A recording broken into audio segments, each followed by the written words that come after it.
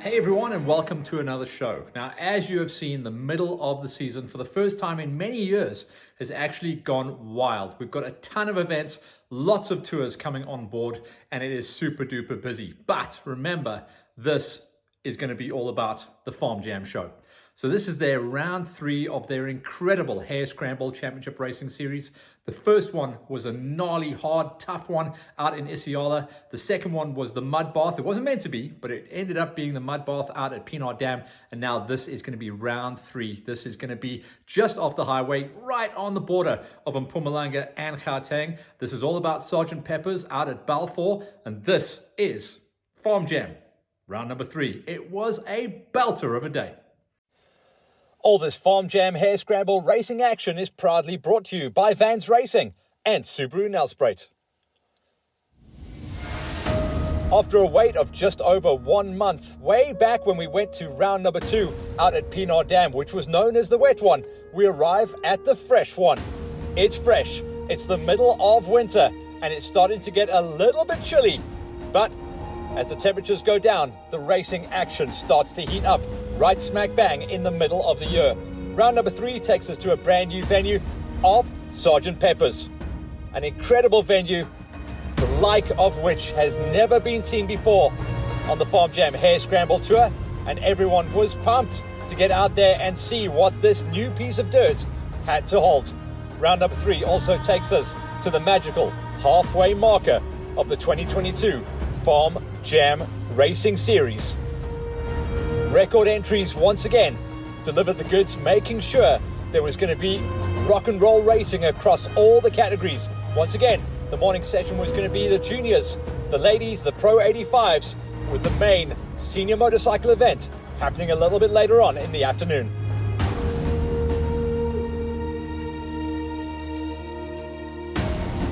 Yeah, Sergeant Pepper came to the game for us this time around, and a big up to the guys from Sergeant Pepper. They've done so much for us, helping us cut the grasses and prep the track.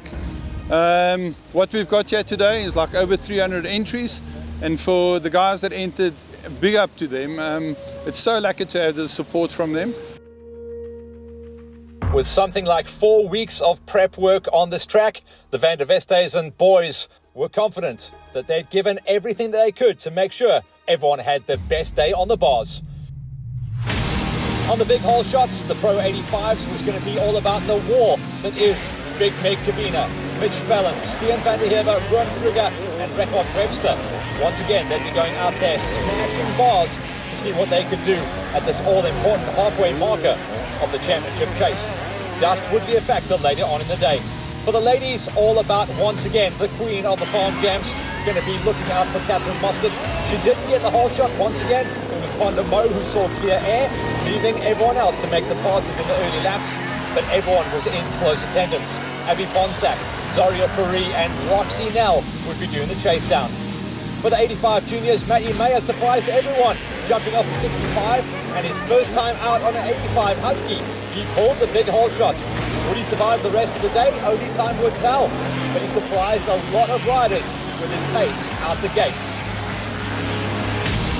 For the Pro 65s, one man has been on top this season so far, and that is GJ Kutsia himself and John Luke van der Vestes, and went out the gate.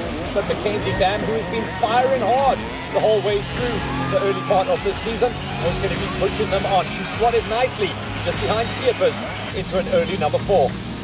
For the Junior 65, Zach Attack Stubbs was going to be one to watch out for here on the 96, with Jean Blanche on the Yami and Liam Van Kirk. Those would be the War Dogs to go out onto the 12K Junior Loop.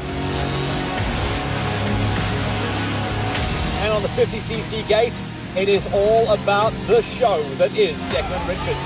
He is hammering the nail on this competition at almost every single event on the Farm Jams, as well as the rest of the tours that he races on. But here at the Farm Jams, there's 1 or 2 riders that can run in close. Josh van der Heever, Dupriya, DC Daniel, and the rest were in close attendance.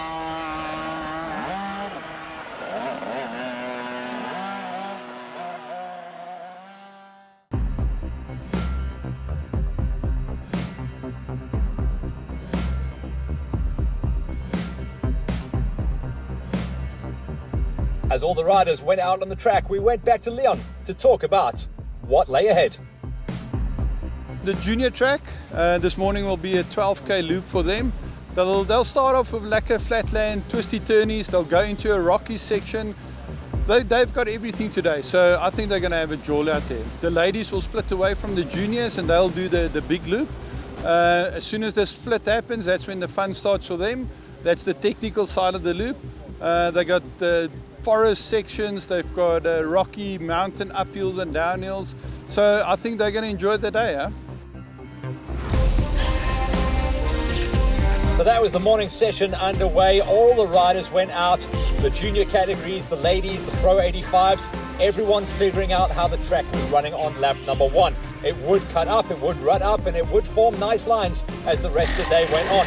I can tell you right now though, the morning session was fresh for everyone who went out there. Cold hands was the order of the day, but as the heart rate went up, everyone got the big smiles, figured out how the track was running, and started to lock in those lap times.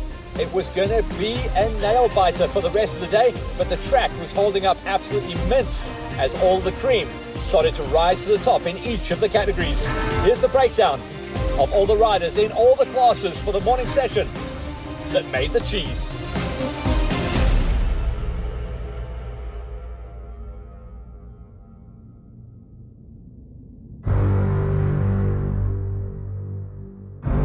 Starting things out with the junior categories and the 50cc's, where making the top 5s makes the money. Josh Van Heerden did a good job just edging out Campbell de Queer down to a number 6. Van Heerden went on to ride his 2-hour racing format gloveless to make his way inside of the top 5. Yano Lombard, who has been inside the top 4 pretty much the whole way through the championship chase so far. Remember, this being round 3 of a 6-round championship. Lombard in a good position at the moment to try and remain and possibly challenge for those top 3s towards the end of the season. DC Daniil was up there running the numbers inside of a number 3. Daniil constantly up there making the money and bringing home the bacon at every single round. Oliver Oberholzer may be the only rider at the moment to challenge for the elusive win on the 50cc gate. That seems to be dominated the whole way through the season by one rider alone, and that is Declan Richards. He pulled the whole shot, he ran off the front, no one was anywhere near him, and come the end of the race, he had put almost 5 seconds into his closest rival, that being Oberholzer. So another win, chalked off by Richards as he runs off into the distance as far as championship points are concerned. He is the outright leader heading to round number 4. On the 65cc juniors, which is an incredible initiative, working really well out here at the Farm Jams to allow the new blood in the 65s to get used to the format. It was brother Ethan Oberholzer that got it out there inside of the top 5, knocking Dalton Powell down to a number 6. Up the road from him, Andre Skierper is doing a great job of things as well. Not a bad run of times as well, but it's the top 3 riders that are setting the pace on this gate, but we will see different winners and different riders come through as the days get longer. Zack Attack Stubbs, he was rock and roll out of the gate, dropped down 1 or 2 positions on the 96 machine, eventually finishing in a number 3 spot. That also keeps his championship hopes alive, as he will no doubt move up into Pro 65s next year as well. Jean Blanche waving the flag for the Yami fans out there, rocking and rolling the 65 Yami YZ up to a number 2 spot, but it was himself and Leon van Niekerk. They were going back and forth the whole way through the morning 2-hour racing format. Eventually, the KTM rider getting it done and getting out there. Leon van Niekerk on the 38 gets on the top step, edging out to Blanche to a number 2. Up the road, you start to see faster lap times coming in from the 65cc pros. Derek Milan looking like his old self. Great to see him finally get all of those injury woes and mechanical issues that he suffered the last couple of seasons out of his hair and inside of a top 5. Jean-Luc van der Vestes and his good buddy was just behind him with a number 6. Alonso Foster was up there inside of a number 4. Foster starting to really come to terms with the 65 gate, and it looked like this track worked out well for him. Leon Skierpers, good out of the gate and didn't drop too many positions during the race as well. One of those riders that's about to age out of the 65s. You can see he's a big dude and he really has to get the most out of his machine to keep himself up there. 3rd place for him. The win at round number 2 and a 2nd place at round number 3 for GJ Kutsia. This guy is in great form. should be a massive bet for the championship come the end of the season, but he's going to have to keep his blade sharp because Mackenzie Bam came on strong here. She had her problems at round number 2 with a couple of crashes and issues that dropped her out of the positions that she was looking for. This time, all but dominating this event, the perfect mix of terrain and a classic hare scramble sees Mackenzie Bam on top. In the junior 85s, these were the guys that ran some fast laps. In fact, some of the fastest laps on the 12K junior loop. Ben van Skalkbeek outside the top 5 for the first time on the season with a 6th place. Ian Minnar took over that number 5 spot for him with Oliver Whitehouse getting it done inside of number 4. Whitehorse was in great shape on the season as well. And up the road from him, I love this bike, FC SWAT, getting it done on one of the old Honda 154 strokes. Because of the way it puts out the power, it's allowed to ride with the 85cc smokers, and I do like the way that bike puts down the power. But he was outfoxed and outpowered by the 2 kids up the road. The J142 of Paulus Van Kirk, 2nd place for him this time around, and very fast lap times. But it is William Jacobs who is running off into the distance. This is starting to become a championship fight. This is starting to become the guy that could potentially stand on the top step come the end of the season in 2022. That was the junior loop. Now on to the big run. The ladies category gave us good numbers off the page, and although she pulled the big hole shot, Von der Moe dropped down to 6th place. Clearly issues on her machine and on the course. Marissa Van Rooyen still getting used to her new 250, but she did a great job of work to get inside of number 5. This would not have been her first bet for the style of track that she likes to ride. She likes it a little bit more wide open, but 5th place keeps her in the hunt. For Zaria Farie, dancing around on the little 125 Yamaha YZ in the tech zones, this bike would have been a pleasure. On the wide open stuff, she'd have lost a little bit of ground, so she had to play the 50-50 game. 4th place for her still keeps her trucking along quite nicely and still keeps her fighting for that top 3 come the end of the season. Up the road from her though, and breaking into the top 3 once again. Remember, we saw her come back into the racing fold at round number 2, so potentially she could challenge for a top 2, certainly a top 3 come the end of the season as far as championships go. Roxy Nell, great track for her. She's a very rounded rider. She likes it tech, she likes it fast, she likes it rocky. She'll take whatever she can when it comes to a day on the bike, and she got all of her money's worth this time at Sgt. Pepper's, banging a number 3 ride.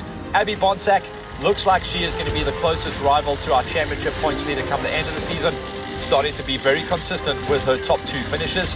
Bonsack gets another 2nd place ride, but it was 20 minutes up the road to the woman who is once again looking to be queen of the Farm Jams. She was undefeated in last season's events where she walked away with the big crown, and this time once again riding out of Bruce KTM, Catherine Mostert, hammering the nail on her competition. She's gone 3 for 3 now in the 2022 championship and runs off into the distance to cement her championship points lead before we end up at round number 4. Another checkers and another smashing ride coming out of Catherine. On the 85 Pros, we saw a little bit of new blood, old blood coming in. Keegan Robert, who is great at some of the more technical events out there on the season, and he brought all those skills in to one of the technical layouts, the most technical layouts we've seen on the Farm Jams for the Junior Tour. 5th place for him, knocking Keegan 4 all the way down to a number 6 ride. Up the road, Keegan Webster on the other side of the corner from Robert. Webster great at the flatland stuff, would have battled in some of the tech zones, and that's why we see him down there in a number 4 ride. But again, 4th place will keep him fighting desperately, because there has been a change up in the 85 Pros when we get a little bit higher to the top. Webster, good enough. 4th place, he'll be happy with that. Mitch Fellon also battled with some of the tech zones, but he has been keeping his blade sharp, going and racing some of the more extreme events on the season. So we'll see this kid get better and faster riding out of Vans Racing on the factory Husky on the 85. Fellon looking factory fresh. 3rd place, he will be happy with that. 2nd place, and this is the highest finish we've seen coming out of Rowan Kruger. Kruger on the 181 found a track that was custom made for his technical riding style, and he'll be happy to get himself up there running the numbers in 2nd place. He did benefit slightly from a problem coming in from Miguel Cavina, who dropped out of the top 6. That's going to be a challenge for him now, because that's going to be his tough bogey event on the season, and he's going to have to fight back hard. So who was up the road? Well, it was Stian van der Heever, this kid has taken a couple of wins on the season. He has been only troubled by Miguel Cavina, so now Stian van der Heever is going to be the outright championship points leader on the 85 Pro Gate heading to round number 4. This will be the deciding event on the season, and if Stian can walk away with 1s and 2s for the rest of the season, he is going to be your new crown champ on the 85 Pros come the end of the tour.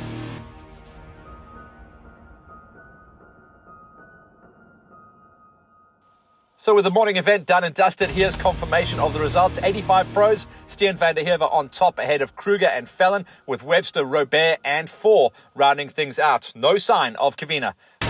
For the ladies, Mostert on top once again, putting 20 minutes into Bonsack ahead of Nell, Fourie, Van Rooyen and Mo. Unfortunate day for Mo. On the 85 juniors on the little loop, it was Willem Jacobs walking away with the fastest laps on the day and the win ahead of Vannie Kirk and Swat, with Whitehouse, Minard and Van Skalkwyk riding out the top 6. The 65 Pros, we see Mackenzie Bam on the top step, hammering the nail on the fastest dude. That was GJ Kutsia ahead of Skippers Foster Malan and John Luke. And then in the 65 juniors, love this category at the moment, Leon Vannie Kirk ahead of Blanche and Stubbs. Skippers, Oberhutzer and Powell take us to the number 6. And on the 50cc juniors, once again, it's that guy, Declan Richards, on the top step ahead of Oberholzer, Daniel, Lombard, Van Heerden and Campbell Dupree takes us to a number 6. For the second race on the day out here at the brand new venue of Sgt. Pepper's, Farm Jam Harescramble races gave us record entries well over the 300 marker, meaning the second event of the day was going to be incredibly busy. Record entries across all of the pro, amateur, novice and age group classes meant that by the time the briefing was done and dusted and the pro riders got into the lineup, everyone was chomping at the bit, ready to rip the bars off and see what round 3 had in store. Some key players lined up as well coming out of the S1 Pro category, but all eyes would definitely be on JC Nienaber. He pulled the whole shot once again, but he was shadowed by Ruan Smith.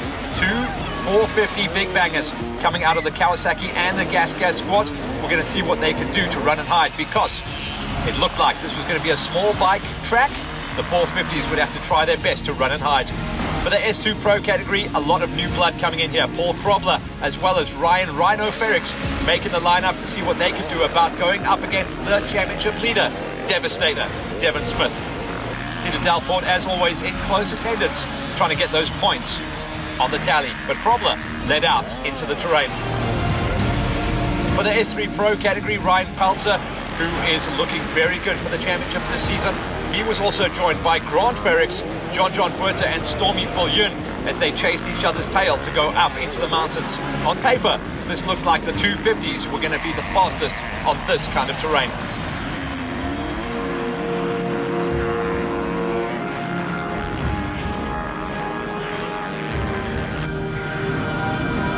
Back on the line and working our way through the age group categories, the seniors has seen some big bangers coming out. Hugo LaRue gets his big first cheese of the season, his first hole shot with Ronnie Fenter in close attendance, as well as Vincent Labuskakny and the crazy Marco Cocci doing the chase down. Cocci got a bit boxed at the beginning, so he went out into the mountains in an early 4th place as he left carnage in his wake. For the Masters category, a record entry of well over 30 of these crazy old dudes.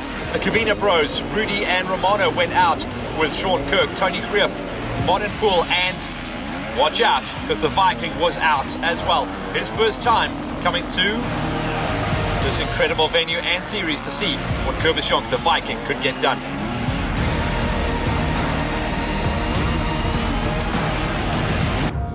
Left on the line, we went into our amateur and novice categories. S1 amateurs, great to see this guy coming good. A lot of time off the bike in the last couple of seasons, but Jason Licefoot is back and banging hard as he ran off the front with Ian Boskop, Aston Allen and Ruan Rousseau in close attendance. The S2 amateurs, Carl Plotkina sweeping it all the way from the outside line to get the job done. He is unstoppable on this gate at the moment, but Koos Language is building pace as well. The 101 could be challenging this time out on a track that really suited his style.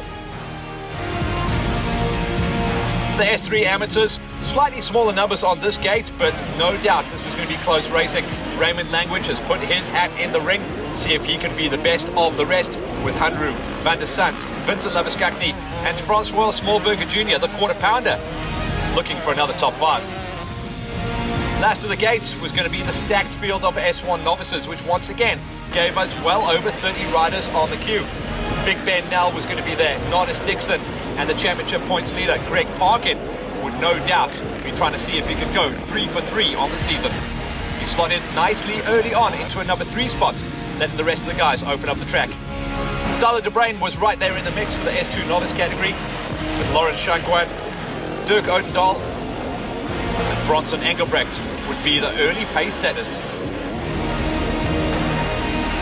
And the last gate to go out of the queue before everyone was out there into the mountains, the S3 novice category. Johannes Munich, Jerome Stubbs, Tristan Borcher, and G.D. Koch were going to be the ones to watch out for on this incredible gate. By the time they cleared the queue and went out into the copies, that was one of the busiest tracks out there, and everyone was now learning what they had to do for the next 3 hours. As always, Leon takes us through the course. Look, the big guys are going to be in for a tough one, I think, today. The first half of the track is open. They're going to enjoy that like flowy sections. And then going into the second loop, the ladies will have chowed up the track a bit there. They're going to have rocky sections, same, but everything's going to be ridden out a little bit more. So for them, a little bit more tougher day in the saddle, but I think they'll enjoy it because there's breathing space. They'll have the technical side of it and then come back into the flowy stuff. So they'll be okay on that. Yeah, we've put in the ice cream chili loops for obviously for the novice oaks. The chili is for the pro guys, they do the chili loop. And then the ice cream is for the oaks that just want to start and get used to this type of riding. They'll use the ice cream loop for most of the lap. They got 3 places where they can choose between the 2.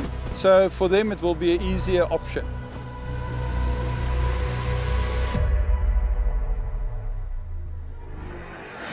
Out on the track, and it was clear in the early laps that the small bikes were going to be coming through nice and fast. The big bikes were making up all the work in the flatlands, but the smaller the 350s, 250s, and some of the 125s were charging their way through the field, setting up all of the laps. The first lap was nice and busy. Everyone figured out how the track was running. Tight sections in the forest, some gnarly uphills, gnarly downhills, but really cool feedback from all the riders. The dust had finally become a factor late on in the 2022 championship, but as we got into the ladder climbs and started to adjust and see who was climbing to the top, it was a couple of familiar faces, as well as some new blood coming in to sample this incredible format that is Farm Jam Harescramble Racing in 2022. These were the big dogs that made the cut and made the show inside the top 5s for each of the classes and categories. Let's go catch up with who made the bacon.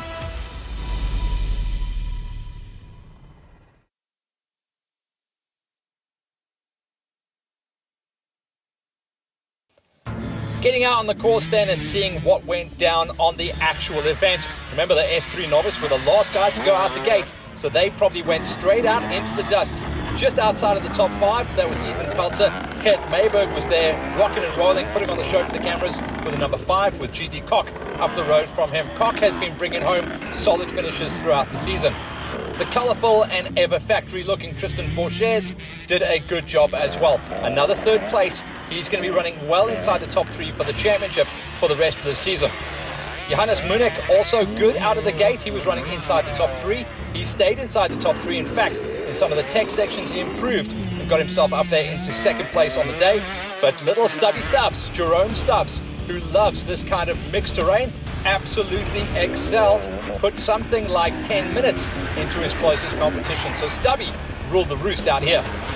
The S2 novice, big numbers. Koos Language, who looked like he was going to be able to climb the ladder, dropped down to a number 5, but he's also been inside the top 5 throughout the rest of the season. Julius Ackerman up the road from him, and then Bronson Engelbrecht. Engelbrecht likes it mixed, but this time around he got beaten out by a couple of the tech zones and a little bit of traffic slowing his roll. 3rd place though still keeps him in the championship hunt big time. Neil Olofsson benefiting from an incredible hole shot, getting the numbers going out there, and he managed to tag a number 2 finish with Lauren Shangguan, also starting to become the rider to beat in the S2 novice category. He was gone off the front and hammered the nail on the rest of his competition. 9 minutes was his end of race advantage.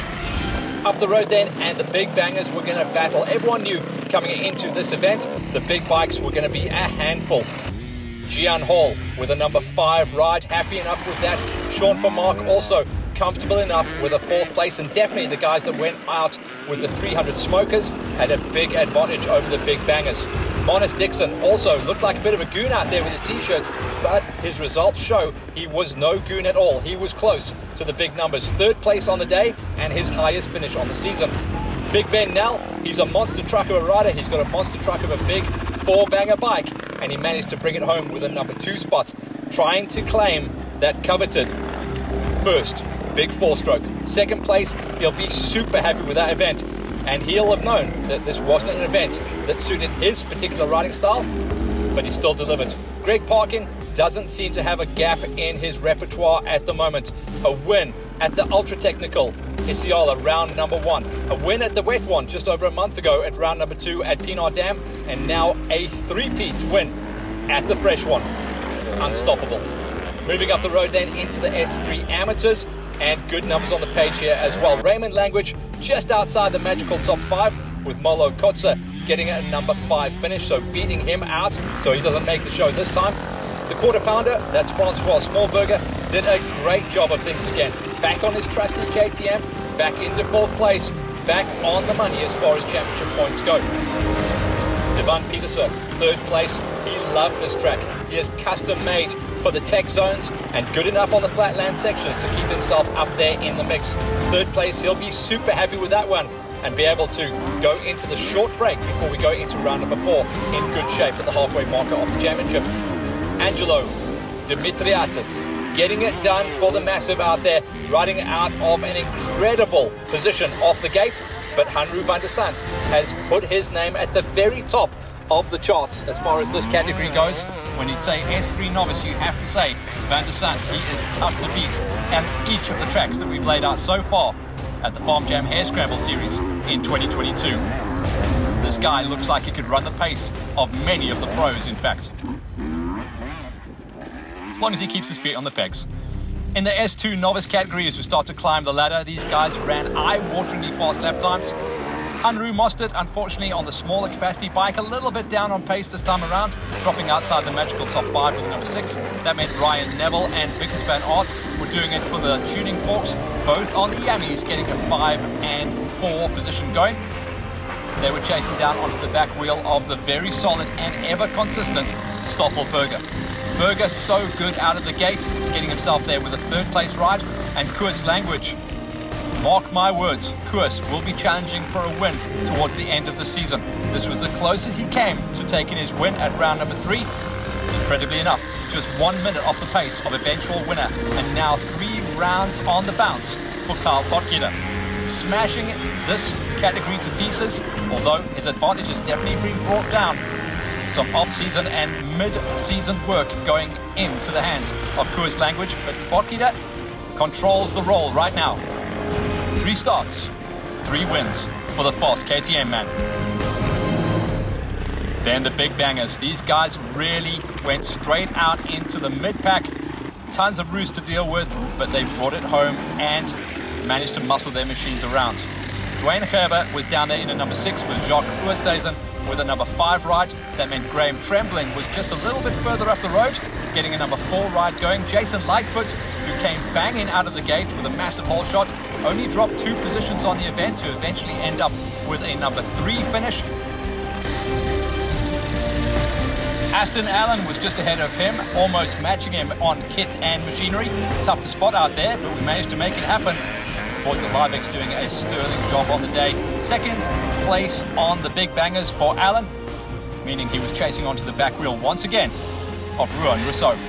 Rousseau definitely found the track to his liking. He had impeccable setup on his machine, attacked where he could, held back where he had to, and dodged every single tree except the one.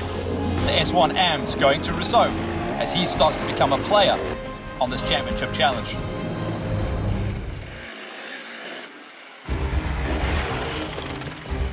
Moving up then into some of the age group categories. Still kind of nursing himself, coming back from his problems with early season injuries. Ernst Slabbert gets onto the box with a number 5 finish, putting Kobus Jonk down to a number 6. Chasing onto the back wheel of his good buddy Tony Greef, who really has come to life in this championship tour.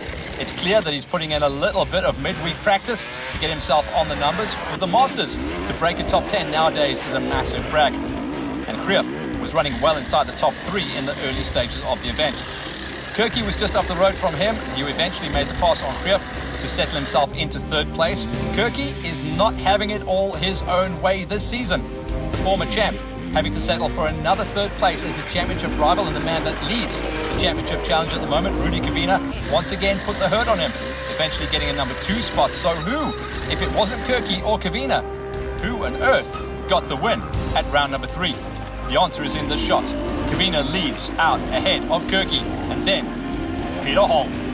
Peter Hall, remember, coming off an incredible podium finish at the latest running of the Roof of Africa, and clearly shows that this was a tech track. Peter Hall, the big guy, muscled the 300 all the way to the top of the pile, getting his first ever Farm Jam victory and beating out the big dogs of Kavina and Kirky. Hall, a new winner on the tour. Super cool to see this happen at round number 3 of the series. For the seniors, it's been a wild one. DJ Milan just outside the magical top 5 after an incredible lap number 1 saw him running inside the podium places. Andre Mostert then smashed his way through to a number 5 ride, and Vincent Labuskakny, the one and only, getting it done into a number 4 ride. That's the best challenge we've seen coming out of him so far in the 2022 championship. Not too far up the road, we saw the man that pulled the big hole shot early on in the event, Hugo Leroux, dropping down 1 or 2 positions, just couldn't hang the pace of the big dogs when they came charging through, and that was early on lap number 1. Hugo Leroux only drops down to 3rd though. He stays inside the top 3 for the championship challenge. 2-horse race though happening out front was an eye-watering one. These guys have been chasing each other's tails around the whole of 2022 at every single event that we cover here on Hollywood Hills. The madman Marco Cocci deciding to go for the Yami Shimwells 250 this time around. Normally on the flatland stuff, he's on a big 450. He knew he was going to have to muscle the bike a little bit more. 2nd place should still keep him into the championship points lead, but as has been the case in many of the other categories, we've got a new winner on the tour. Ronnie Fenter getting it done out there on the 199 machine. We knew this was going to play into the hands of some of the more technically gifted riders, and Ronnie got the job done to sit on top for the first time at round number 3. His first ever Farm Jam, his first ever podium, and it was the tippy top step. Then we start to climb the ladder into the eye-wateringly fast S3 Pros. Now we knew coming into this round that this was going to be a 250 track. We expected fast times, and they did come as well. Brandon Clark on a 125 down in 6th place. Callan Merrick surprising many people with his pace to crack his way inside of the top 5. That's his highest finish on the season so far. Stormy Fullion got it done on the Vance Racing Factory Husky to a number 4 spot. Should see him retain number 3 in the championship challenge, but there was a couple more riders up the road from him, robbing extra points and desperately knocking him down outside the top 3. John Buerta also finishing top 3s at every single round so far this season. And the top Kawasaki man is doing a good job on the 250s at the moment. 3rd place for him this time around. Just said he got stuck in a little bit of traffic every now and again, but super happy with his pace. Also, more technical than the flat-out 5th gear Pinner is used to. Grant Ferrix bringing with him so much heritage, so much history, and so many championships as well. The Husqvarna SA main man bringing in multiple motocross and supermoto championships, and the style everyone wishes they could dance on the bike like Ferrix does. 2nd place, and it was very nearly an overall win as well. And it's his first time out racing with us at the Farm Jams. We found a new factory superstar in Grant Ferrix. You can believe me there. The original 101 getting it done. And then Ryan Peltzer. Now this guy has walked away with a ton of Farm Jam victories in the past. He is absolutely dialed in, and he had a wry smile on his face when it came to the lineup. He knew this was a little bike track. It knew also that it played into his wheelhouse. He's good on the flatlands, good on the tech, downhill, climbing, whatever it is. Ryan has got the package, and he had the sweet spot on his machine as well. A win in the S3 Pros and getting the magical overall. That means he passed 2 full gates of riders to see clear air before the finish line. The guys that started the race up the road from him, coming out of the S2 Pro category, Peter Delport, always put your money on the fact that this guy will bring home a top 5. He did it once again. 5th place here this time around. Will stay well inside of the top 5 for the championship tour as well. Rad KTM man. Solid and consistent as ever. Another Ferrix, this time rocking out on the 350. This was Ryan Rhino Ferrix, also bringing a ton of motocross and supermoto championships in his back pocket along for the ride. The 2 pros deciding to go Harescramble racing. Love their style on the bike, lots of learning, and Ryan Ferrix did a very clever thing in the early laps. Tagged the back wheel of Ludovic Janssen van Vuren, spotted some lines, and just held his breath to hope that he could survive 3.5 hours in the saddle.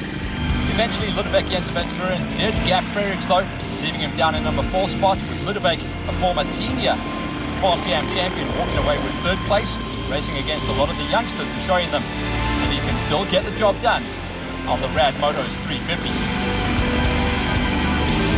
2nd place, and the man that pulled the big hole shot coming out of the queue at the beginning of the race in the S2 Pro category, Paul Krobler, known more as an extreme rider. So great to see him go out there and bang bars on a Harescramble race, and it also shows that Farm Jam is starting to pull some very key riders from a lot of the other tours as well, as they know that the Harescramble format has a mix of absolutely everything out there. Paul Krobler, first Farm Jam, first podium, 2nd place, and very nearly a win on the stacked S2 Pro field. But it's hard to talk about the S2 Pros without thinking about this rider and knowing that he's going to put on the show. Definitely not a devastated track. Devin Smith did what he had to do and toughed it out. Made mincemeat of the flatland sections, aggressive as you like on the tech, held nothing back. Those wheels are in the bin come the end of this race. The fact that there was tires still on the rims is an absolute surprise, because the Devastator is super aggressive. Flat dropped everything in sight, and if you saw a camera, he turned it up even more. Another win and another extension off the front of the championship.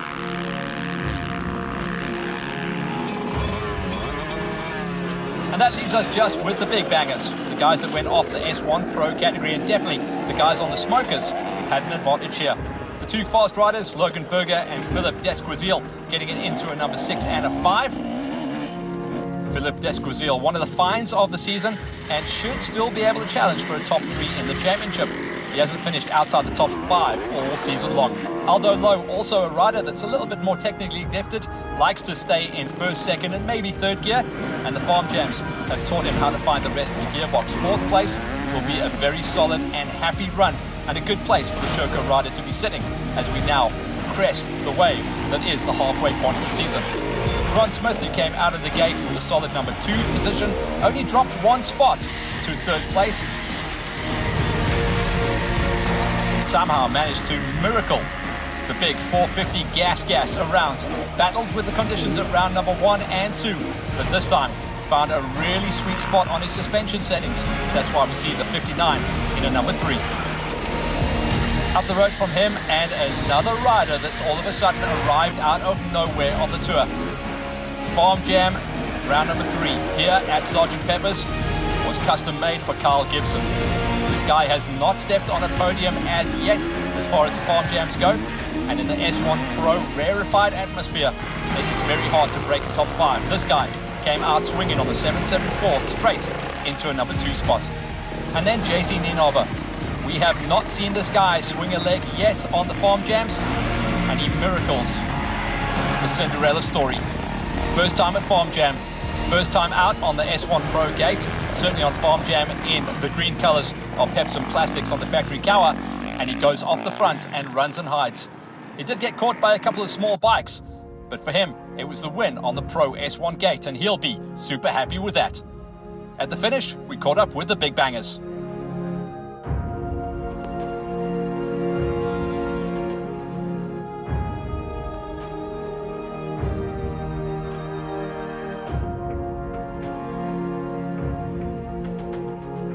Yeah, I wasn't expecting to do any more farm jams this year with all the clashing of the races.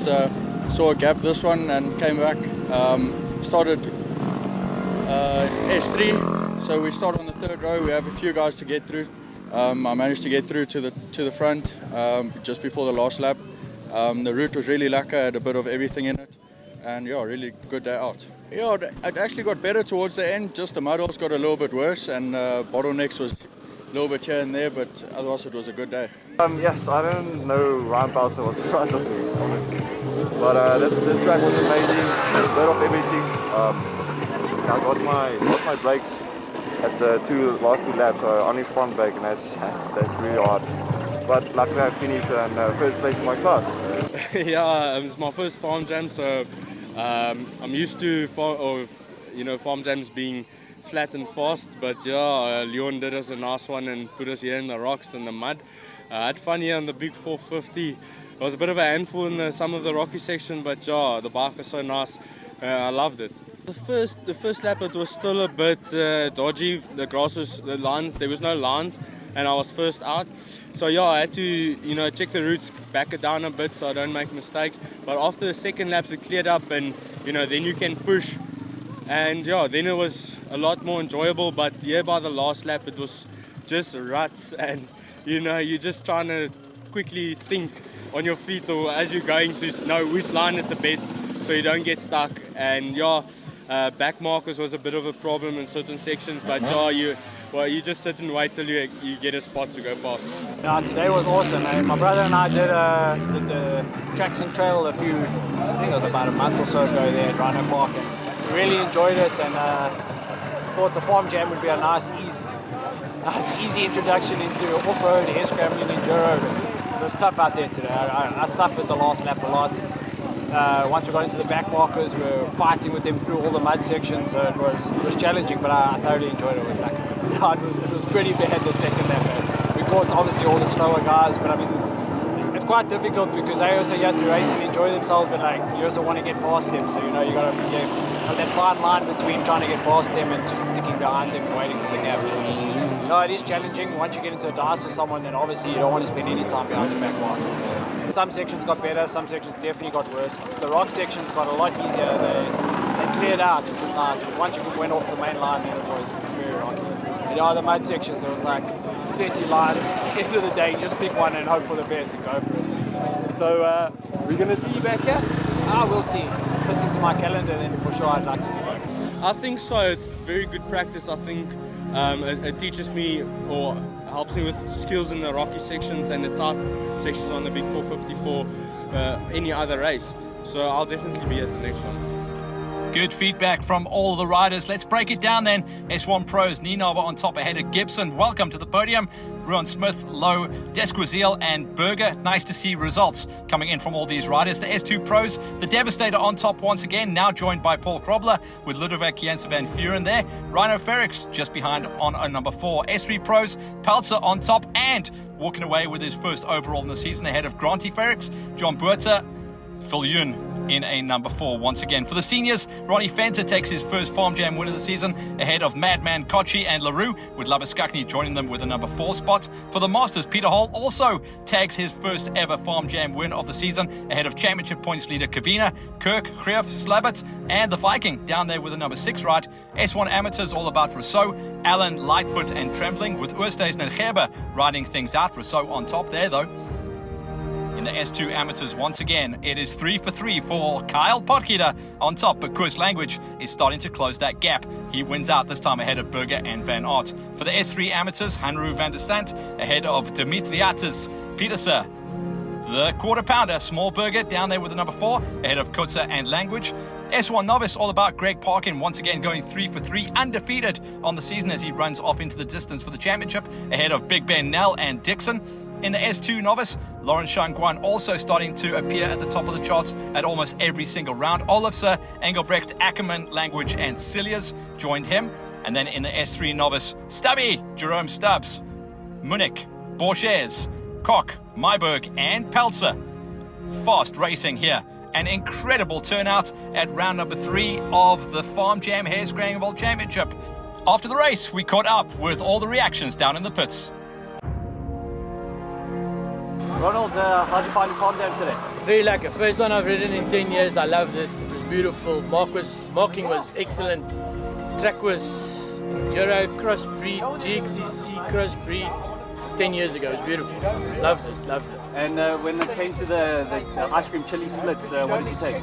Chili. Good stuff. Are we going to see you at the next one? Yes, for sure. Fantastic. Thanks a lot, eh? It was delicious. Really lekker track. Lots of fun out there. Just had a massive jaw. Have you done a Farm Jam before? Yes, yeah, we've done a couple of them last year. Did the last one the time before in the mud bog, but really loving it. It's a really lekker day out. A lot of fun, well marked, great route. So awesome. Those ice cream chili splits, what did you take? Did an ice cream on the first one and then a chili. I just kept swapping it up. Wherever there was a lot of bikes, I went the other way. So, but it was a good jaw. Okay, now we're going to see you at the next one. Most definitely. Awesome. Hey man, how was your Farm Jam today? It was very good and was very muddy and fell 2 times. And is this your first Farm Jam?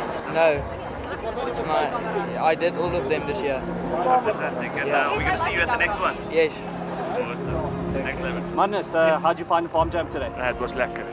It was lekker technical, but I enjoyed it. It's a bit of everything, and I enjoyed it a lot. It's the first time you're doing a Farm Jam? It's the third time this year. Third time, yeah. Fantastic. Yeah. And, when it came to the ice cream chili splits, what did you take? I took the chilies, but the last one I decided to take the ice creams because there was less people and it was faster. So yeah, so it made sense. So fantastic. Are we going to see you at the next one? Of course. No, of course, I'll be there before 5. Awesome. Divan, how did you find your Farm Jam today? Really fun. It was, I had a crash, but stand up, went further, and it was a nice barn. Nice. I loved it, so I will come and do it again. Was it your first Farm Jam? No, last year I started with my Farm Jam. Fantastic. So we're going to see you at the next one? Next one, yes. How'd you find the Farm Jam today? It was technical but flowy. Very interesting route, and I must give the organizers definitely 11 out of 10. They really produced. The marking was good, the route was good. There was really nothing to complain about. On my side, usually I'm quite good on the whole shot. I got a bad start, and then I just hanged there, and it was a bit dusty, and I had 2 crashes, and then I backed off a little bit on the first lap, and then I just kept it there and kept it clean, and I think I didn't do so well, but I'm just trying to bag points. That's the whole idea. We're obviously seeing you at the next one. Yeah, for sure, definitely. Yeah, lekker. Yeah, just racing the S1 Pro class. Had a lot of fun. Had a few falls today, so I didn't get my best time, but it was still a lot of fun. Enjoyed it. Oh, fantastic. And when it came to the ice cream chili splits, what did you take? I did take 1 or 2 ice creams, but on the 3rd, 4th lap and 5th lap I was just on the chili lines. There was a nice chili drop, I think about halfway in. Nice steep rock going down. Yeah, that one was really enjoyable. I like that one. Awesome. Well, we're going to see you at the next one. Definitely. There's 6 of the series, eh? I'm going to be at all of them for sure. Andre, how did you find your Farm Jam today? It was my first one, so more technical than what the guys said, so it was awesome. I was like bro up the whole time, and then typically. And tell me, how did you find that track today? The muddy sections was good fun, and I'm happy that they put some rocks in for us. And when it came to the ice cream chili splits, how did you find that, and what did you take? I took the chili the first 2 laps, and then I saw that the ice cream might be faster. Then I took the ice cream and I got stuck in the mud, so I think chili is actually easier. Oh, awesome. And tell us, are you going to be at the next Farm Jam? Definitely yes. Good fun.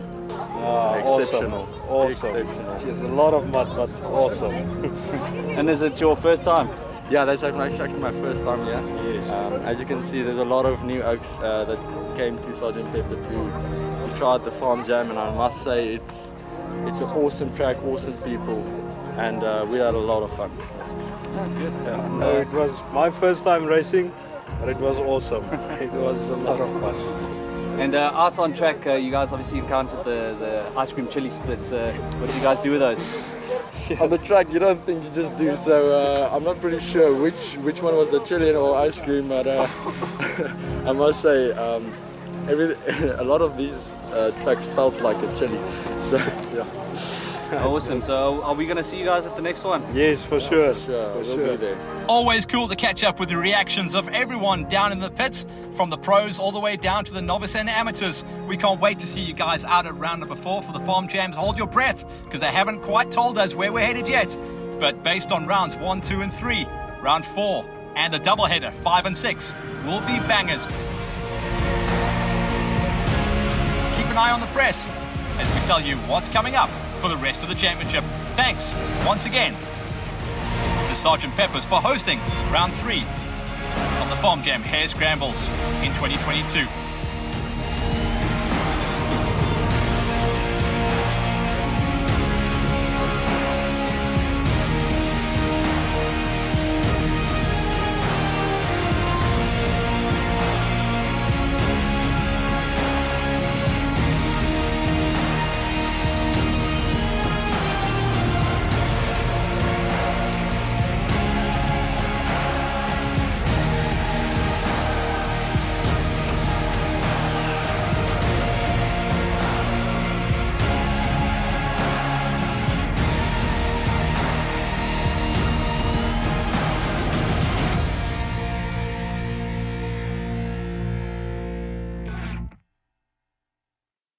All this Farm Jam racing action proudly brought to you by Vans Racing and Subaru Nelspruit.